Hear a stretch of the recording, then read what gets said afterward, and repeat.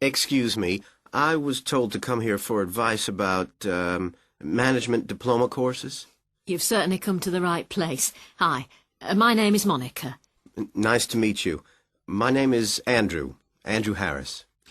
So, Andrew, have you seen our diploma course prospectus yet? Yes, I've already looked at it. In fact, I thought the information on course content was really useful. But I'm afraid I'm a bit confused by all the different ways you can do the course. Full-time intensive, part-time, and so on. Well, let's see if I can help. I think each course type has its advantages and disadvantages, so it really depends on you, your own study habits, and your financial circumstances, of course. Are you working at the moment? Yes, I've been working in the administration section of the local hospital for the last 3 years. And before that I worked in the office of a computer engineering company for 2 years. So I've got about 5 years of relevant work experience. And what I'm hoping to focus on is personnel management. I see. And are you planning to leave your current job to study, or are you thinking about just taking a year off? I want to know what my options are, really. I don't want to quit my job or anything, and my employers are keen for me to get some more qualifications, but obviously it would be better if I could do a course without taking too much time away from work. Right. So you don't really want to do the full-time course, then? No, not really. It's also a question of finances. You see, my office have agreed to pay the cost of the course itself, but I would have to take unpaid leave if I want to study full-time, and, well, I don't think I could afford to support myself with no salary for a whole year. Okay. Well, you have two other possibilities. You could either do the part-time course, that would be over 2 years, and you wouldn't have to take any time off work, or you could do what we call a modular course. You could do that in 18 months if you wanted, or longer. It's quite flexible, and it would be up to you. So what does the part-time course involve? For that, you would join an evening class and have a lecture twice a week. Then you'd have to attend a seminar or discussion workshop 1 weekend a month.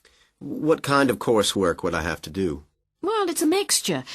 You'd be expected to write an essay each month, which counts towards your final assessment.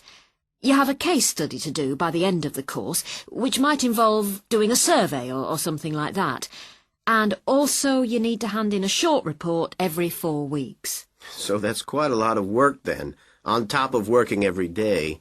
It sounds like a lot of studying, and really tiring. Yeah, you certainly wouldn't have much free time. Before you hear the rest of the conversation, you have some time to look at questions 26 to 30.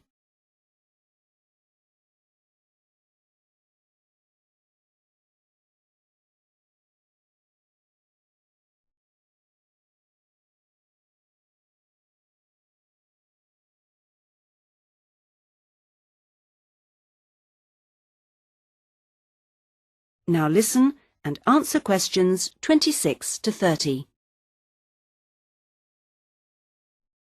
What about the modular course? What would I have to do for that?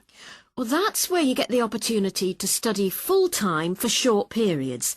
That way you can cover a lot of coursework and attend lectures and seminars during the day. And each module lasts for 1 term, say about 12 weeks at a time. There are obvious advantages in this.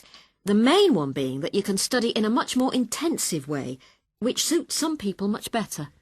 And how many of these modules would I have to do to get the diploma? The current programme is 2 modules, and then you have to choose a topic to work in more depth. But you can base that on your job, and so you don't need to be away from the office. And how long it takes is up to you. The important thing is that you don't have to study and work. You can focus on one thing at a time. Yes, I can see that. It certainly sounds attractive. It would be more expensive, though. I mean, I'd have to support myself without pay for each module. That's true, so that might be a problem for you. Look, why don't you talk this over with your employers and then...